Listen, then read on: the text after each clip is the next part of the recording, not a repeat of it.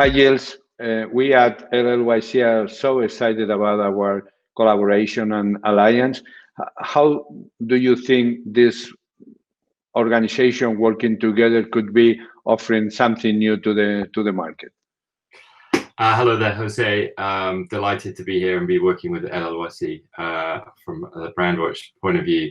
We're in a world in which the unpredictable seems to be the new ordinary. 2020 is a great example of that. I think both of us believe that rapid decision-making based on technology and data interpretation is increasingly crucial for the survival and success of every company. We have coined this phrase in English, being consumer fit. So there's this idea that an organization needs to understand consumers' sentiment and the trends in the world, and be able to kind of predict where that's going to a degree and orientate themselves around it in order to be more successful and and stay relevant. So the ability for us to grab all of this public data and make sense of it and interpret it helps organizations stay consumer fit or increase their ability to do that. That's how we see it. How about your vision, Jose? What's your take on this?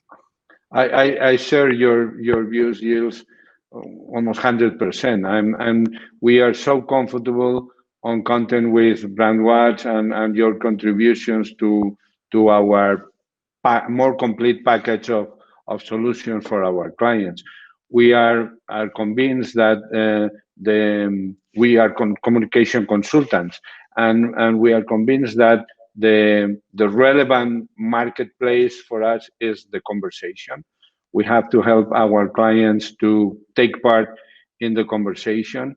And to do that, we need what Brandwatch is offering us is smart data that could we using to understand what's going on in the social conversation in order to prepare the right content, the right time, and the right approach for the consumers or the society. And this is critical to mix data, smart analytics, artificial intelligence, all in one solution that could address these new challenges. There was a book written in 2000 by a guy called David Weinberger called The Clue Train Manifesto, and it was one of these kind of cult books.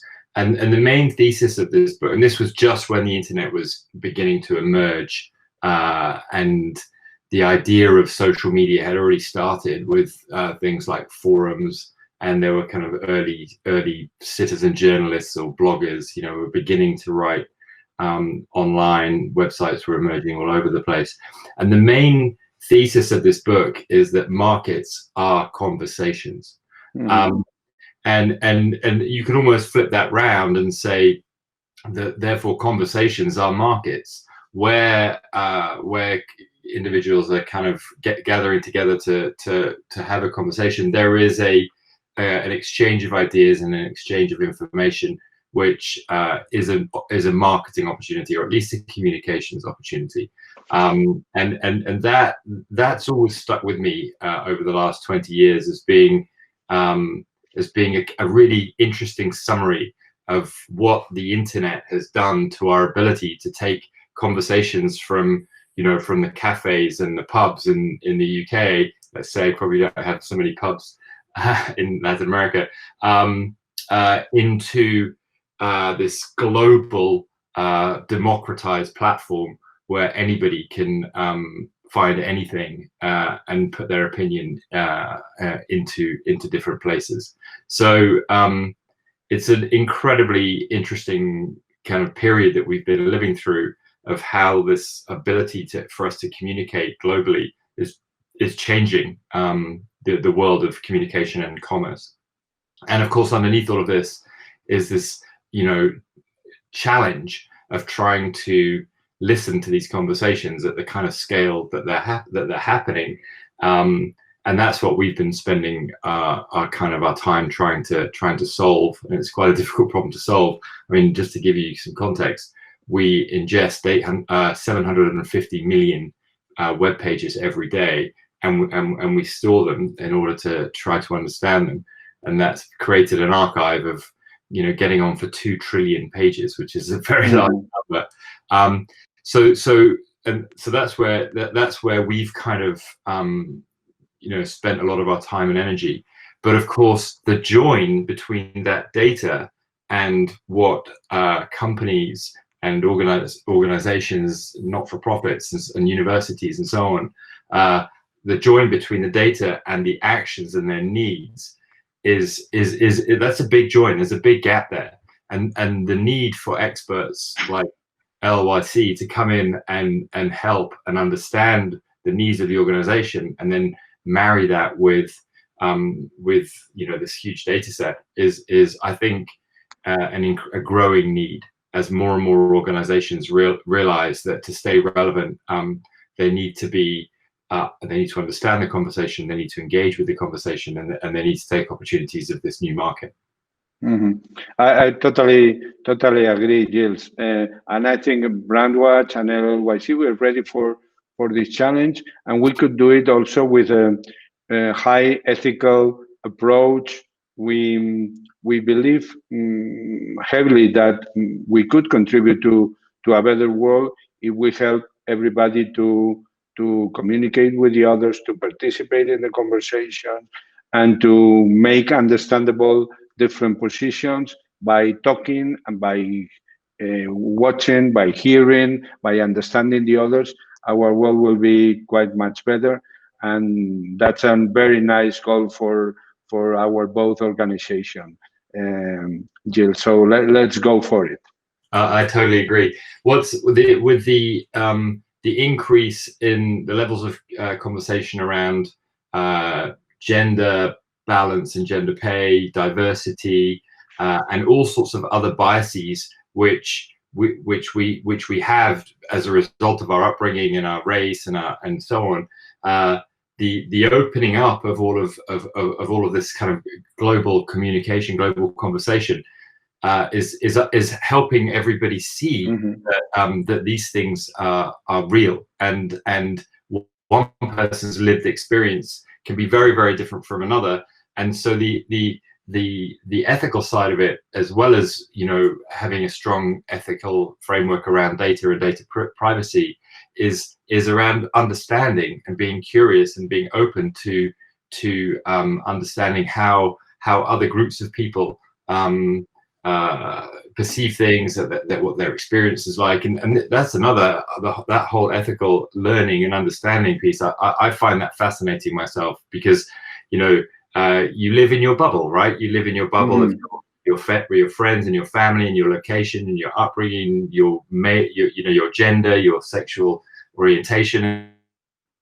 So sometimes it's overwhelming for me. I find it slightly overwhelming to kind of just to take a step, try to step out of my own reality and just try to listen and understand what other people's realities are.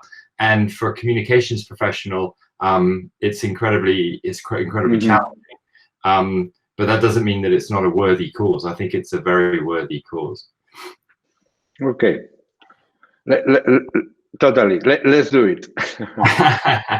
So what about innovation? Tell me about how you think about innovation at LLYC, because you know, there's the thing that we're collaborating on around what we call our incubator team, which is a small team within Brandwatch that's taking ideas that are not on our core roadmap and not kind of the core drive of where the company's going, but we see as big opportunities. And I think we've connected our companies well around, from our side, this kind of idea of incubation and innovation. But I'm keen to hear how you think about that from your organization's point of view. Okay, and innovation is in the heart of our vision about the future, and we we have appointed one of the main partners of the firm as responsible for this, but we have tried to integrate this into the everyday work. Of course, we distinguish from innovation as an evolution of what we do. We have innovation using technology to transform what we do. And we have a third focus on looking what is outside of our world. I mean, what will be disruptive innovation that could bring us or put us in a totally different environment. And we look at these three innovation areas with resources and focus, trying to transform a traditional corporate financial communication firm into a really new one, consultancy that makes technology and communication experience and abilities for the benefit of our clients and the world we live in. Very good. I think being able to look forwards a number of years and put resources aside to innovate around where we think the world is going, I think is critical. There's this phrase that springs to mind. There's an American ice hockey player called Wayne Gretzky, who's one of the all-time greats. He had this phrase, skate to where the puck is going. Yeah. So rather than, seeing where it is right now and going there, it's like try and anticipate where things are going and go there. I had this, one of my team said that on a call with one of your team, you'd said, or your team member said that you're only interested in solving the impossible. If we believe something is possible, then it's not for us. And I smiled when I read that. I thought that's so ambitious and so wonderful to hear that that you're thinking big and long term. Yeah, you're right. Yeah, if it's simple and easy, we are not so much interested in. Okay, it was so good to talk to you, Gilles.